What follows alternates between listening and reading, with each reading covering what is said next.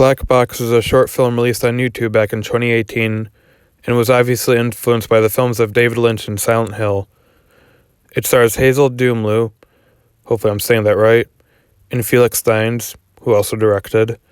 Given that it was inspired by the works of David Lynch, you can probably guess why I wanted to see this. Anyway, let's start. The premise of this film centers on an unnamed black-haired woman who receives a mysterious black box from an unknown sender. When she looks inside of it, she's greeted by a vision of an unnamed blonde woman, and from there, absurdity ensues. Given that this film is only about 13 minutes, I don't have too much to say on plot. Hell, I don't even know who played who, since the credits don't say who plays who, and I just can't find any information about the two actresses anywhere. But what I do like is how much it leaves open. Part of that had to do with the surreal tone, which helped add to an abstract feel to it, thus making the film interpretable in many different ways. One theory I have is the black-haired girl and the blonde-haired girl got in a car wreck. The black-haired girl survives, but the other one doesn't. The projector she looks into is actually playing how she died, and the black box was something that belonged to her, hence why she holds on to it. Also, I kind of have a theory, albeit a weak one due to a lack of support, that it was her ghost that put the black box on the black-haired girl's doorstep, since it was evident that the two were very close, so it would make sense for the blonde-haired girl to want to give it to her. And what she saw in the black box was where her friend's soul went to after she died. To be more specific, it was the blonde-haired girl, which the black box belonged to. I give premise an A+. Not too much of one, given that the film is more reliant on abstractions, but wow, does it play out in such a mesmerizing way. Next is acting.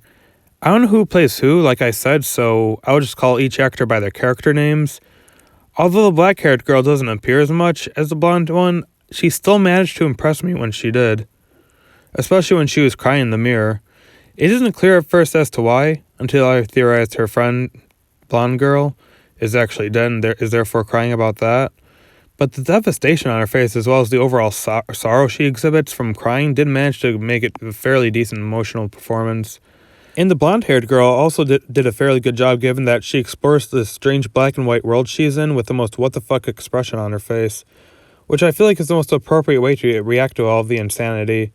This character does not know what is going on just from their facial expressions alone, which helps to put her in the same place as the audience, as they too try to figure out with her where exactly she is. I give acting an A. Some may not like it, like how little the blonde-haired girl reacts to everything in the black and white world, but I still think it still works, since the only way you can really react to the absurdities is in the most perplexed way possible. Also, good job to the black-haired girl for being so emotional with her performance despite having such limited screen time. Okay, cinematography was probably the best part of this short. A lot of these shots had such an eerie feel to them that they oddly enough ended up feeling beautiful because of it. And the fact that a lot of it was in black and white helped give them a more bright and vivid feel, since shooting as such can help bring focus to the subject due to how simplistic it is for not having color. And the framing and lighting for a lot of the shots are also very beautiful. Like, there are some shots in this short film that I could look at all day, not only because of the great light versus dark contrast some of them have, but also the way some of them were framed, as well as just being so aesthetically pleasing. Is that how you say it? I think so. I give cinematography an A+. So beautiful to look at. Finally, directing. Given my love for absurdist flicks, you can probably guess what grade this category will get, and what grade this film will get overall. Like I said, barely anything is revealed about these characters, and while that may seem frustrating to some, it actually works here, since it helps add to the strange yet somehow beautiful tone of the short. And while not a lot was explained, the direction still made me curious enough to see how the rest of the short could play out, since literally anything could happen due to how abstract the film is overall.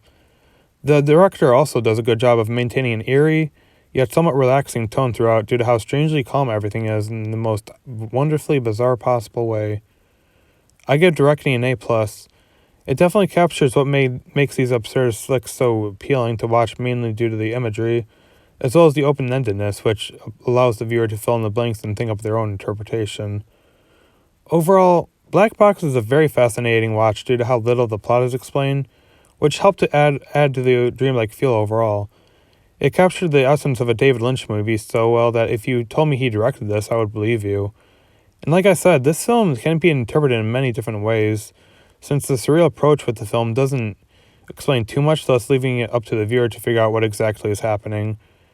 I give Black Box an A+. It is just such an interesting film to watch, and the fact that so much was open-ended helped to add to the strange dreamlike feel of it all. Bottom line, it's just really well made. Go check it out. Thank you for watching, and don't forget to like and sub for more content.